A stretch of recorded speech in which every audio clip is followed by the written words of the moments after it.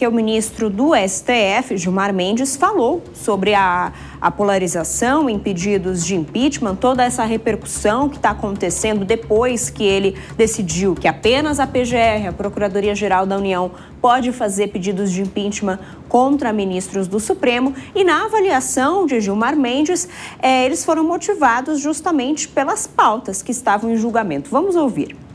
Os impeachments têm alvo, foco, ações tipicamente judiciais, decisões que são tomadas pelos juízes no exercício da sua função. Os casos do ministro Flávio Dino, imagino que também do ministro Moraes, foram levados ao Senado, mas atos que já foram referendados pelo plenário do Supremo. Portanto, há aqui uma excessiva politização dessa temática. Vamos chamar os nossos comentaristas para falar sobre isso, começando pela Ana Beatriz ou pelo Kriegner?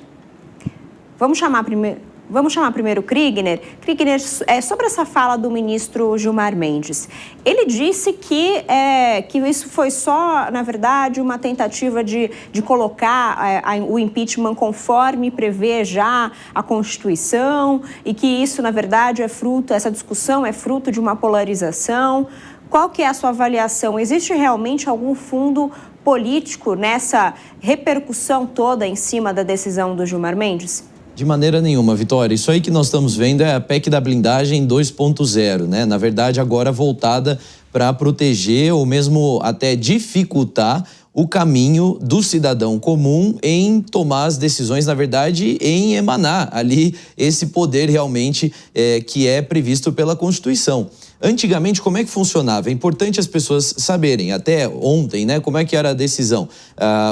Qualquer cidadão poderia apresentar provas para que o Senado pudesse fazer as investigações devidas e, se encontrar favorável, então levar o processo de maneira transparente para votação, investigação aí de um potencial impeachment de ministro do Supremo Tribunal Federal. Isso não aconteceu na história recente, nunca chegou a acontecer naquilo que a gente tem conversado do que é essa fase de polarização que o ministro Gilmar Mendes agora se usa para poder justificar essa movimentação. Então é uma tentativa de proteção, não é uma decisão que se pauta na técnica, não é uma decisão pautada também na otimização de processos. O ministro tem que concordar que, se nós formos falar de leis desatualizadas, tem uma série de leis que precisam ser revistas. Mas quem é que deve atualizar leis no nosso país, segundo a nossa Constituição? É o Legislativo e não o Judiciário. O Judiciário deve julgar ou decidir com base nas leis vigentes.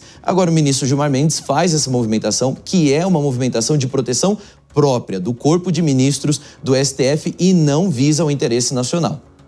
Bom, e para complementar a informação, o ministro Flávio Dino saiu em defesa de Gilmar Mendes. Ele disse que existe hoje um acúmulo de 81 pedidos de impeachment contra magistrados do STF.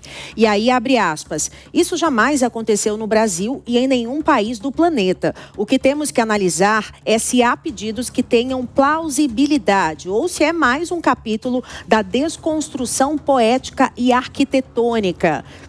Niemeyer e Lúcio Costa, ele citou, né, os dois. O ministro disse ainda que Gilmar Mendes traz essa reflexão porque propõe uma atualização de uma lei, que é uma lei de 1950. Ana Beatriz Rich, se for para atualizar a lei, talvez a gente precise atualizar os critérios do pedido de impeachment e não proibir o pedido, não é isso? Márcia, com certeza. E eu acho que o Kriegner, ele tocou num dos pontos fundamentais de toda essa discussão, que é o fato de que o julgamento de uma lei ser ou não desatualizada e se ela tem ou não que ser revista é delegado ao Congresso, é delegado ao Poder Legislativo e não ao Supremo Tribunal Federal. O que fica ainda mais escancarado ao se analisar o conteúdo da lei que se diz desatualizada, porque ela é exatamente voltada para questionamentos sobre os próprios ministros. É óbvio, portanto, que os ministros vão estar todos juntos com essa decisão e vão concordar com ela, afinal, lhes beneficia.